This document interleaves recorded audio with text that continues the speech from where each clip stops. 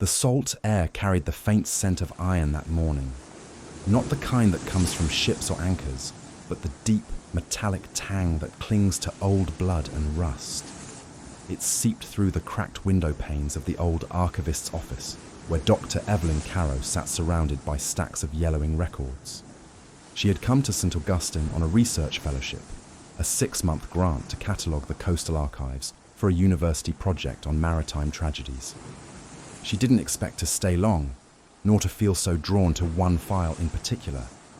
The 1873-74 St Augustine Lighthouse reconstruction incident. The record was thin.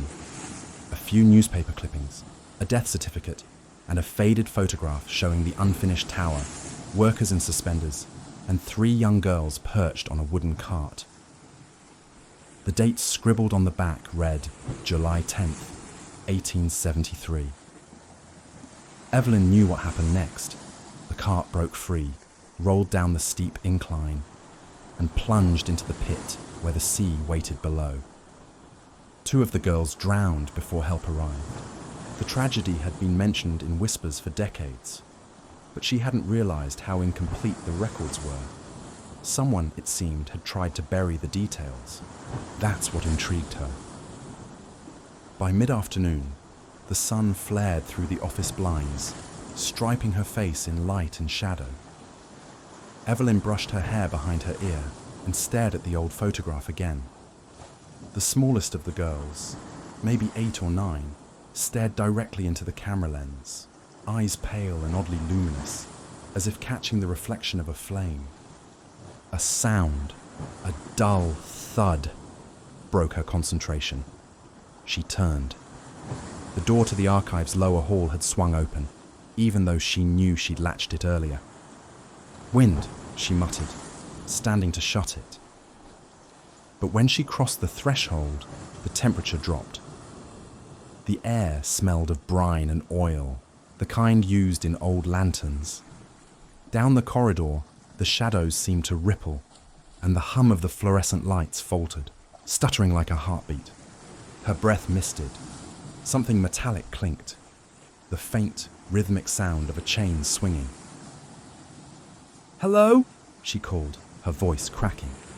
No answer, only the slow creak of movement.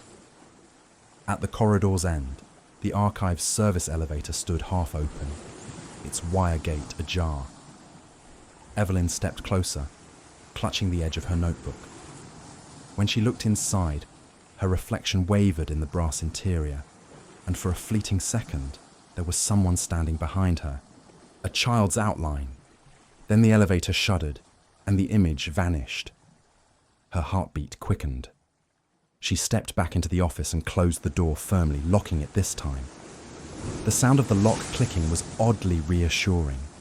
She forced herself to breathe, to rationalize the draft, the humidity, fatigue. Still, when she sat back down, the photograph had changed. The 3 girls were gone, replaced by a faint, milky blur at the bottom of the frame, like a wave sweeping them away.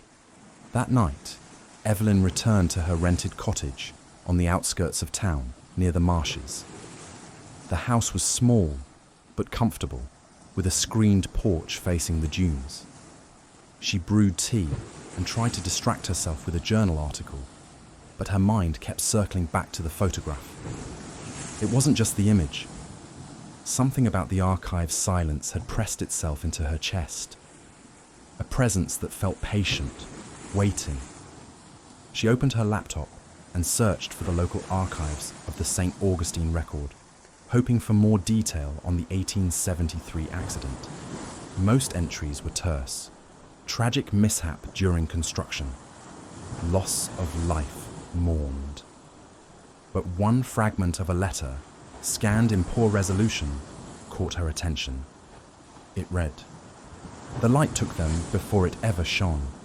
They say the sea demanded its due, but I saw what I saw, a figure in white at the cliff's edge, calling to them. The littlest answered. No signature, no context." Evelyn leaned back unsettled. She marked the entry for later printing and shut her laptop. Outside, the wind had risen, scattering sand against the window screens in whispering bursts. Somewhere far off, too far for any modern foghorn, came the faint, low moan of what sounded like a horn's call across the water. She froze. It came again. Longer, lower, vibrating through the floorboards. The kettle on the stove rattled. Evelyn crossed to the window. Through the fog that had crept in over the dunes, the distant beam of the St Augustine lighthouse swept across the horizon, steady, pale and rhythmic. But for a moment, it faltered. And when it did, she saw something move in that dark space between flashes. A small silhouette at the edge of the dunes, watching her window. A child's height.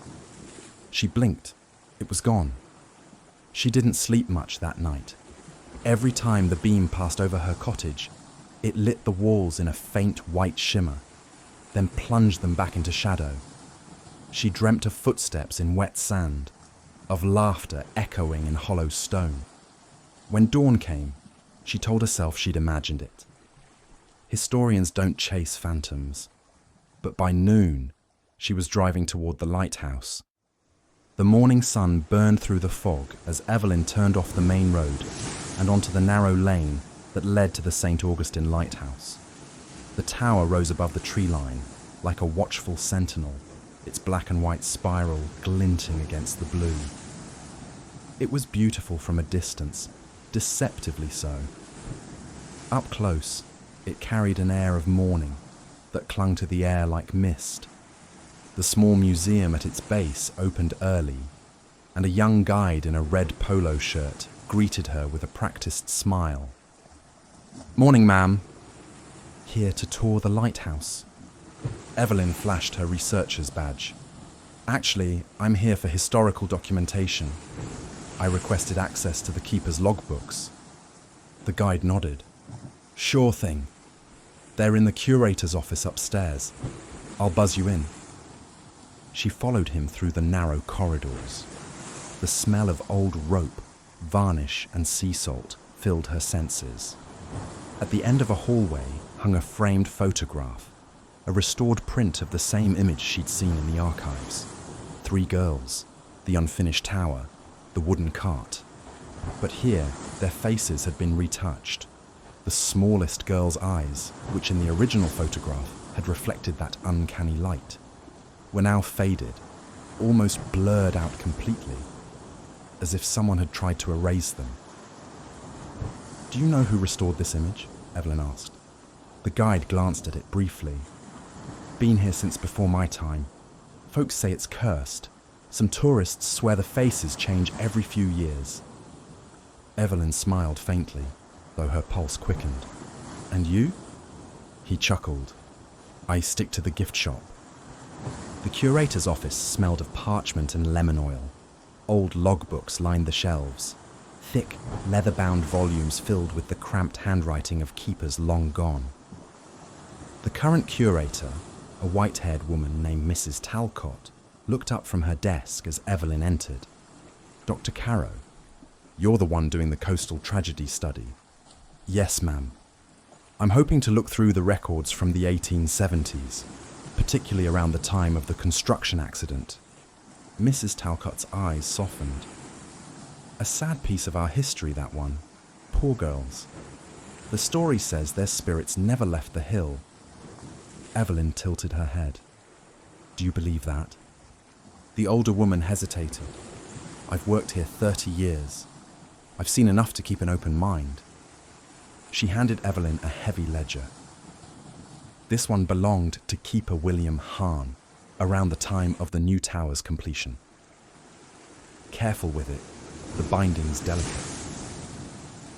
Evelyn thanked her and carried it to the reading table by the window.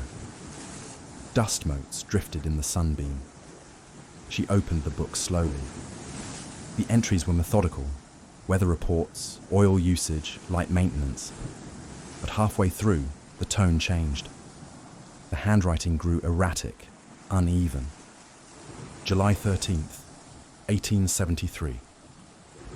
The sea is restless. Work halted due to accident. Heard crying near the cliff, though no one was there.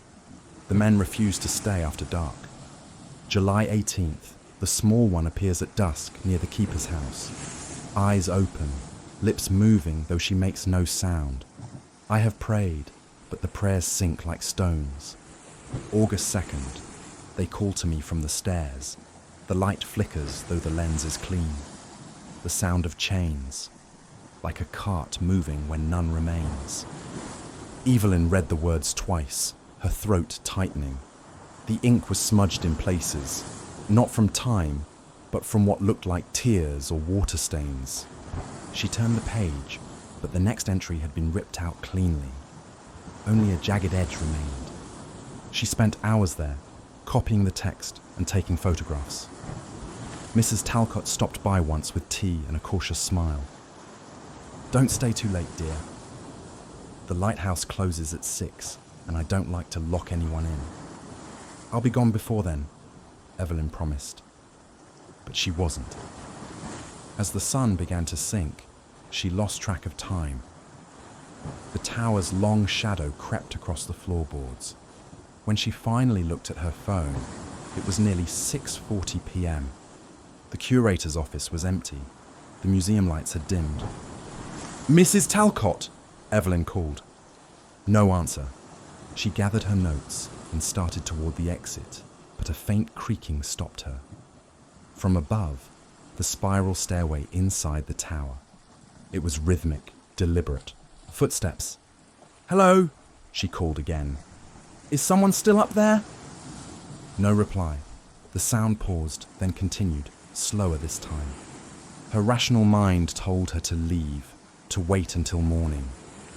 But curiosity, the same trait that had driven every good historian she'd ever admired, pushed her toward the tower door. She opened it. The interior smelled of oil and damp stone. The metal stairs wound upward in dizzying circles, disappearing into the shadowed height above. The last rays of sunset cut through the narrow windows, streaking the steps in orange and gold. Halfway up, the temperature dropped. Her breath came out in visible puffs. Something brushed the back of her coat, light as a fingertip. Evelyn froze, hand gripping the railing. The stairs above her groaned as if under weight, though no one was visible.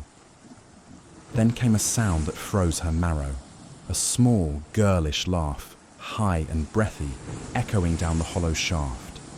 It drifted closer. She turned her phone's flashlight on, sweeping the beam upward. The spiral reflected endlessly. Metal, rust, and shadow. And then, movement.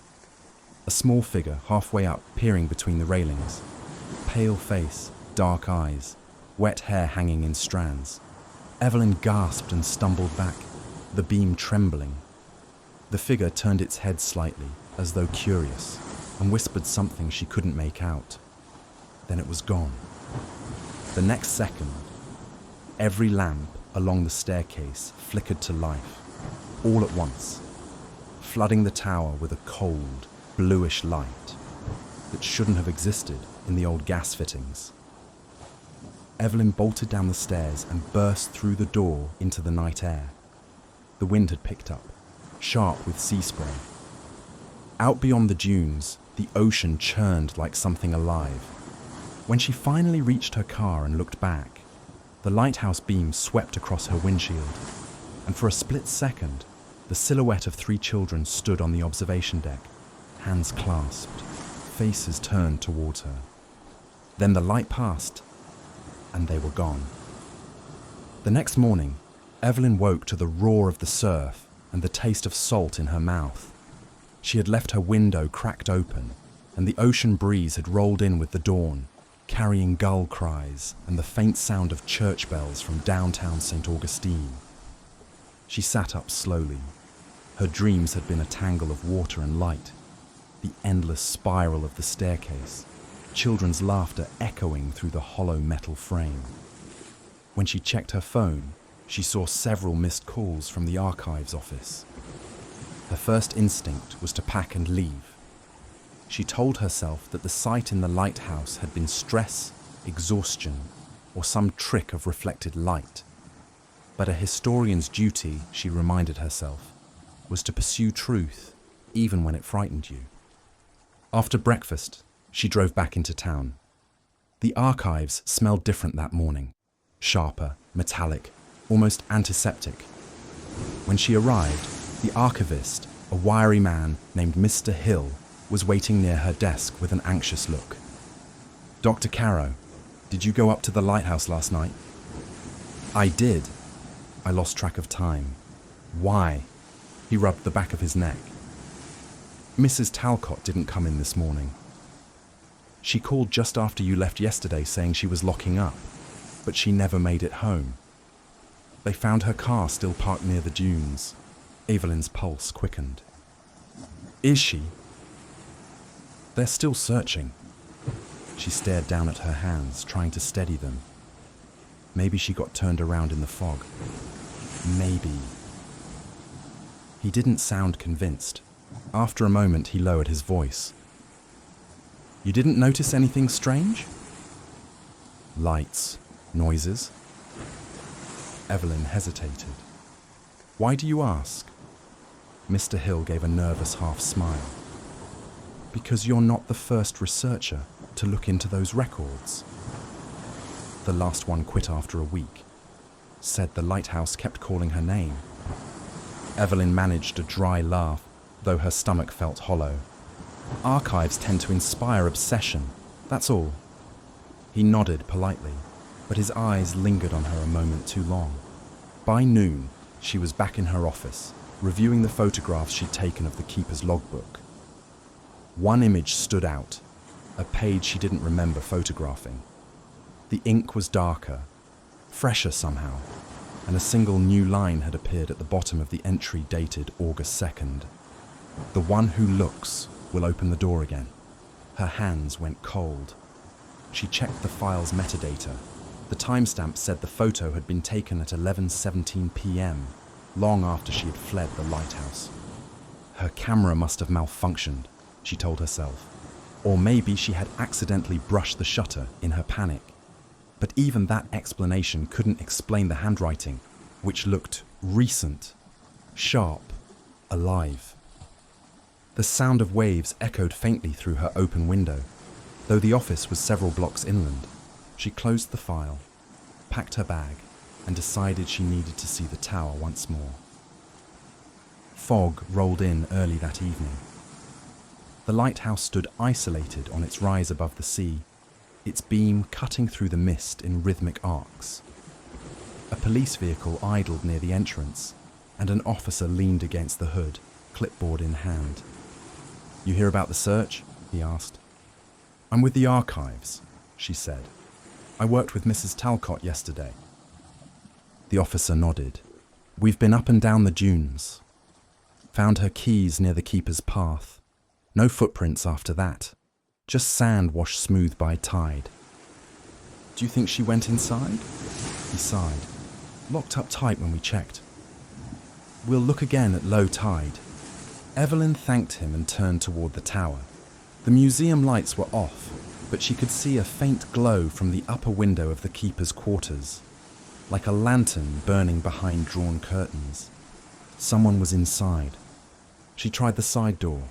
It opened easily. The air that met her was cold and damp.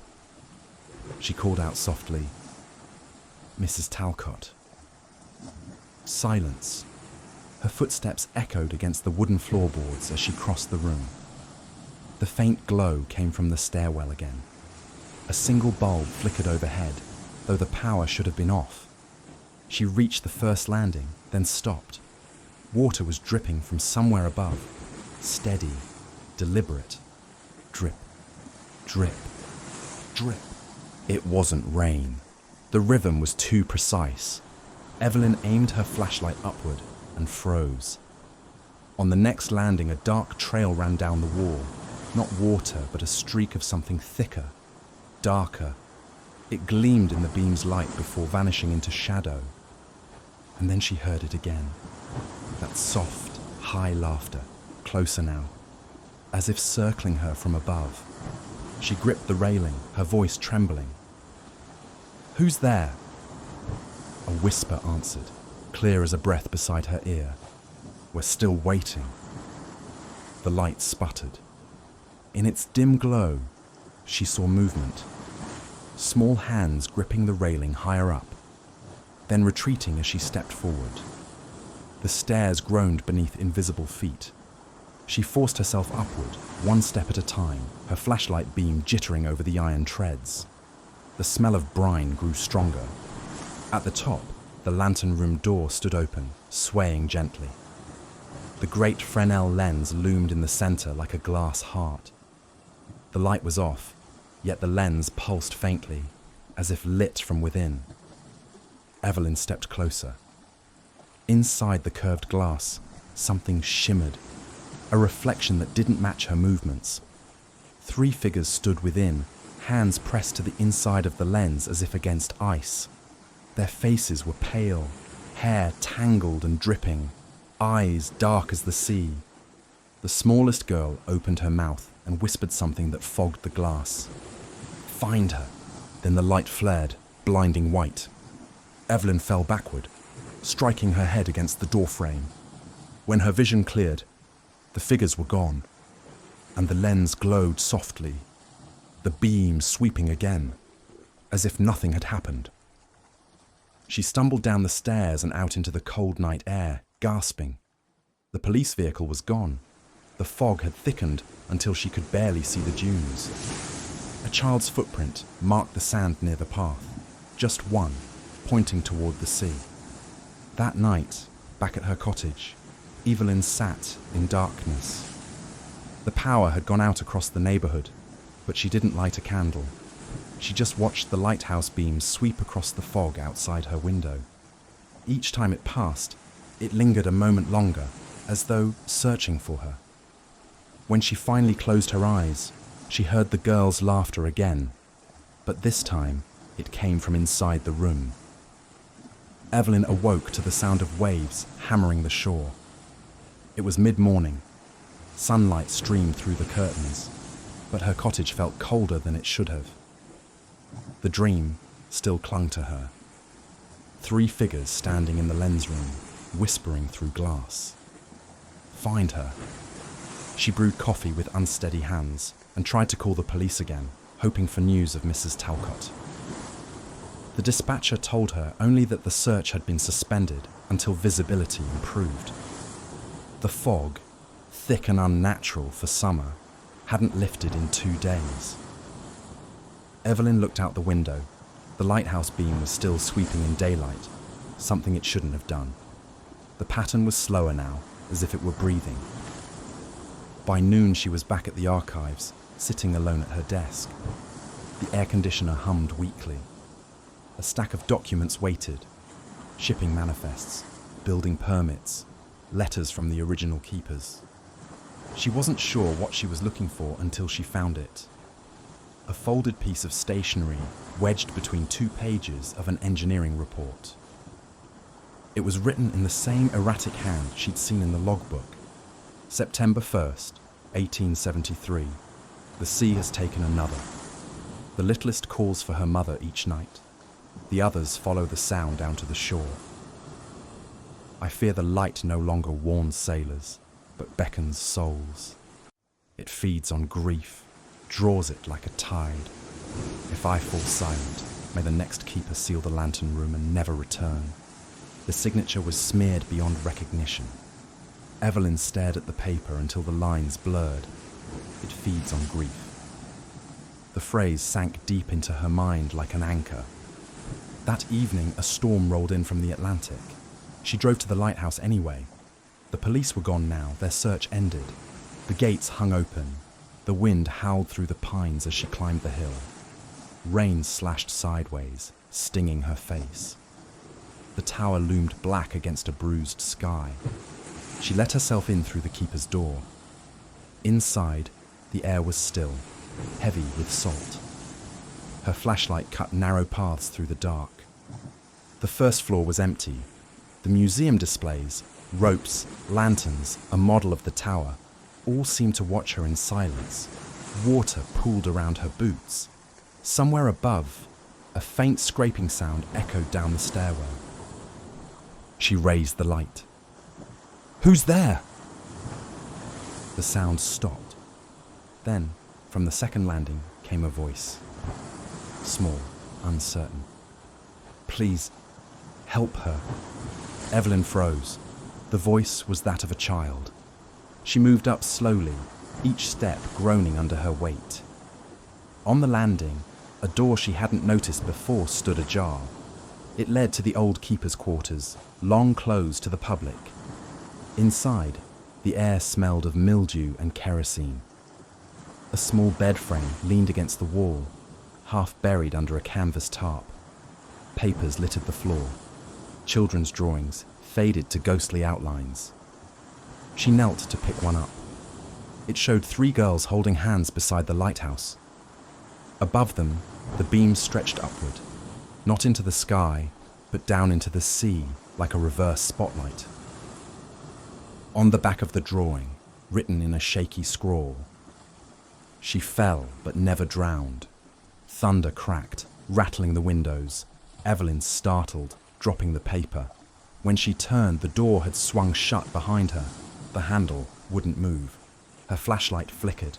In its dim pulse, she saw movement in the corner. A small shape crouched near the wall. "Who's there?" she whispered. The shape straightened. Wet footprints marked the floor leading toward her. As the beam steadied, she saw her clearly.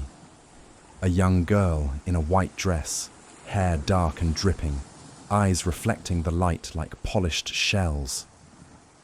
Evelyn's throat tightened. "You're one of them."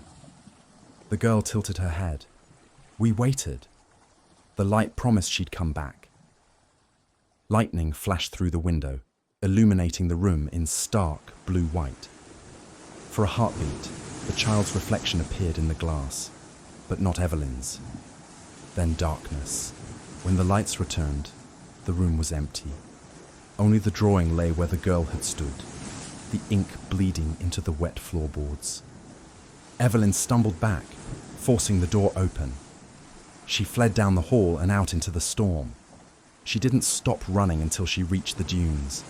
The lighthouse loomed behind her, the beams sweeping wildly now, faster, as if agitated.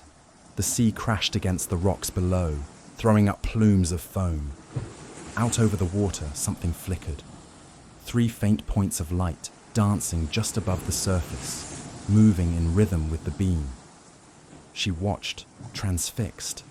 The lights began to rise, climbing slowly toward the tower, merging into its glow. The air vibrated with a low hum, deep and mournful, like the tone of a distant foghorn. And through it, she heard whispering. Hundreds of voices layered together, all speaking the same word. Return. Evelyn fell to her knees. The sand beneath her felt warm, pulsing with each beat of the beam. The voices grew louder, overlapping until they became the roar of the sea itself. Then, silence. The lighthouse beam froze, holding steady on the dunes where she knelt. In its white circle of light, she saw footprints leading from her spot back toward the tower. Small footprints, 3 sets. They stopped halfway, then vanished, as though the children had stepped into thin air. Evelyn staggered back to her car and drove through the storm, barely seeing the road. Her clothes clung to her skin, her heart hammering. When she reached the cottage, the lights were on, though she hadn't left them that way. Inside, the air smelled faintly of salt and oil. On the kitchen table lay the photograph from the archives. The 3 girls were visible again, but this time a 4th figure stood behind them. Her. The storm passed in the night, leaving the town washed clean but brittle. Salt crystals clung to every window pane. The air felt charged, as if lightning had lingered in it. Evelyn hadn't slept. The image of the photograph, her face where it could not be, replayed in her mind until dawn. She'd compared it to the original digital file, but the copy on her computer showed nothing unusual. Only the print on her table had changed. By morning, she knew she couldn't leave. Not yet. The story had shifted from research to obsession. She needed to understand why the lighthouse had called to her and what it wanted. She spent the day poring through the archives again, chasing any thread connected to the tragedy. The accident had taken place in July 1873, when the tower was still under construction. 3 daughters of the work crew, Mary, Eliza and Carrie, had been playing in a rail cart used to carry supplies from the sea. The cart broke free, careened down the hill and plunged into the water. 2 bodies were recovered. The youngest was never found. But what drew Evelyn's attention wasn't the tragedy itself. It was what came after. 2 months later, the assistant keeper resigned without explanation. His final letter, found among the archives, mentioned unholy lights and children calling from beneath the stairs. The keeper who replaced him sealed part of the living quarters and forbade anyone to climb the tower after dark. For nearly a century afterward, there were scattered reports. A woman hearing laughter in the stairwell, an engineer refusing to return to work after being touched by invisible hands, and a Coast Guard report describing anomalous movement of the lens beam. The file ended abruptly in the 1940s.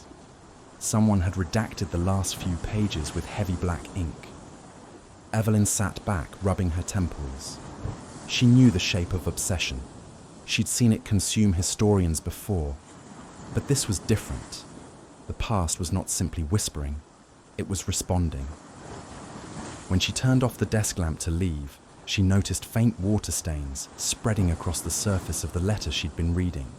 Drops of salt water, glistening through the air around her, was dry. That night, she drove once more to the lighthouse.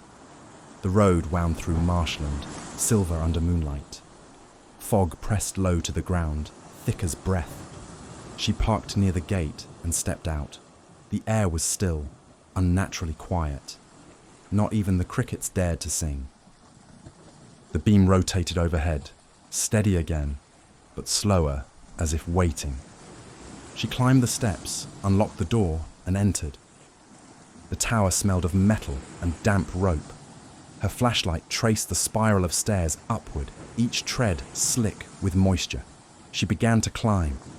Halfway up, the air shifted, colder, thinner. The walls glistened with condensation, though the night outside was dry. The whispering began again, soft at first, like the wind curling through stone. "Evelyn!" She froze. The voice came not from above or below, but from within the walls. "Find her." She swallowed hard. "Who?" No reply, only the echo of her own question, bouncing back warped and childlike. She forced herself to continue, step by step, until she reached the service level beneath the lantern room. There, the light from her torch caught something new. A doorway she had missed before, sealed with iron nails and marked with white chalk symbols. Old maritime wards, faded but still visible. She reached out and brushed the frame.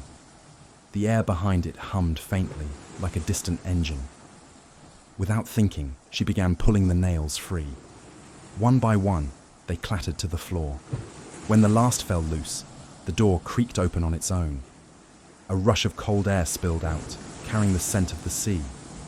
Inside was a small chamber, the base of the old lens mechanism, disused for decades. The walls shimmered with a thin layer of water, reflecting the faint light like scales. At the center stood the rusted remains of a ladder leading upward into the sealed lantern room, and at its base, something gleamed. A child's shoe. Evelyn's heart thudded. She knelt, touching the leather. It was soaked but warm, as though freshly pulled from water. When she lifted it, a drop of seawater fell from its heel, landing on the floor and spreading in a circle. Within the ring, 3 smaller circles appeared, as if invisible feet had stepped in unison. Then, faintly, she heard laughter. She turned sharply, light sweeping the walls. The chamber was empty, but in the reflection on the damp surface, she saw shapes, 3 girls standing behind her, their outlines rippling like reflections in a tide pool. The tallest stepped forward, mouth moving soundlessly before words formed in the air like breath on glass. She never left. Evelyn spun around. No one there. Only the echo of the beam shifting above. One long sweep of light, then darkness. She climbed the final ladder, heart hammering. The hatch to the lantern room resisted at first, then gave way with a metallic groan. The beam turned slowly, casting ribbons of light across the curved glass. The air was thick with mist, salt spray hanging motionless, defying gravity. At the far end of the room, the reflection of the Fresnel lens fractured into dozens of eyes. Each one seemed to follow her. Beneath the turning light, she saw a shape pressed against the glass from the outside. Small hands splayed wide, face obscured by water. Then the beam struck her full on, blinding white. For a moment she was no longer in the tower but underwater, the pressure crushing. The light diffused into liquid gold. Voices surrounded her, children, women, men, all whispering over one another, a chorus of unfinished stories. "Stay with us!" She gasped, choking on salt water that wasn't there. The floor tilted, the light spun faster. Through the blur, she saw herself reflected in the lens, but the reflection was wrong. Her eyes glowed with the same pale luminescence as the beam. Something inside the glass reached toward her, a hand, small, familiar. "You're the one who remembers." She stumbled back. The door slammed behind her. The beam froze mid-turn. Then, in the silence, a faint sob. Evelyn pressed her palms to the glass. "Where are you?" From the reflection, below. She fled the tower before dawn. The sea was calm, the fog gone, but every shadow seemed to follow her. When she reached the cottage, her hands were trembling so badly she could barely lock the door. The shoe, the child's shoe, was still in her pocket. She set it on the table. It began to leak seawater again, forming a puddle that spread across the wood, tracing the outline of a spiral staircase. At its center, the water pooled into a single word. Return. Morning arrived pale and thin, the kind of light that carried no warmth. Evelyn sat motionless at the kitchen table, staring at the word that had dried into the wood overnight. Return. Her eyes felt raw, her thoughts sluggish. Every rational part of her wanted to leave St Augustine, to drive until the sea was nothing but a rumor. Yet the pull of the lighthouse was stronger now, magnetic, tidal. Each minute she stayed away, she felt herself thinning, like something being unspooled. She knew she would go back. The only question was when. By afternoon, she had packed her research notes, the photographs, and the shoe into a small satchel. The clouds rolled in again, grey and heavy, sealing off the horizon. Before leaving, she placed a call to her university. The voicemail tone sounded distant, warped. "This is Evelyn Hale," she said softly. "I've found something. Something that doesn't fit in the record. I'll send what I can, but if you don't hear from me..." She hesitated, staring at the spreading dampness on the floorboards near her feet. The moisture was seeping inward from the door. "Just make sure they remember the girls." She hung up before she could explain further. The drive back to the lighthouse felt shorter this time, as though the distance had folded in on itself. Fog rose from the ground, swallowing the road, until only the top of the tower was visible above it, the light burning even in full daylight. When she parked at the gate, the air around her buzzed faintly, like static before a storm. The closer she stepped to the tower, the less sound there was. Even the surf had gone silent. Inside, the first floor stood as she had left it. The puddles were dry now, but the faint outlines of footprints remained, pressed into the dust. 3 small pairs. Evelyn began the climb, The staircase creaked underfoot. Her flashlight flickered, its beam fighting the dim glow that seemed to come from within the walls themselves. Halfway up, she heard footsteps behind her, light, quick, keeping pace with her own. She turned. Empty. When she resumed climbing, the steps behind her started again. She stopped. They stopped. She moved. They moved. "Come on then," she whispered. "You've brought me this far." At the service level, the sealed doorway she had pried open now stood wide, waiting. Water glistened on the floor again, though it was not raining outside. The smell of brine was stronger. She entered the chamber. The ladder to the lantern room gleamed faintly, as if freshly polished. At the base, the shoe she had taken from the cottage was waiting, dry, upright, placed neatly as if by careful hands. Evelyn's pulse quickened. She hadn't brought it here. She picked it up. The metal beneath her feet vibrated softly, then stilled. The silence that followed felt vast, infinite. A sound began to build, a low hum rising from deep below the tower. The floor trembled. Ripples moved across the thin film of water at her feet. Then came the laughter. Faint, melodic, echoing up the shaft. Evelyn climbed. The lantern room was bathed in pale light, the kind that exists between dusk and dawn. The lens turned slowly, though the mechanism beneath it had long been deactivated. She stepped closer. Each pane of glass shimmered with the ghost of reflection. Dozens of faces overlapping, indistinct, all watching her. In the center of the room, where the beam gathered to its brightest point, stood a figure, a young girl. The same one from the keeper's quarters. Dripping hair, white dress clinging to her frame. She held something in her hand, another shoe, the match to the one Evelyn carried. Evelyn's voice trembled. "You were the one who was never found." The girl nodded once. She called, but the light took her instead.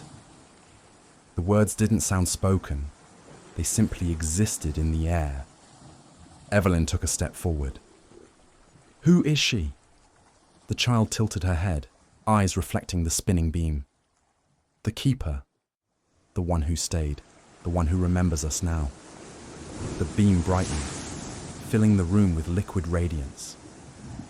Evelyn shielded her eyes, but the light seeped through her fingers, blinding and soft at once. She felt weightless, as if the floor had dissolved beneath her. The girl extended the other shoe.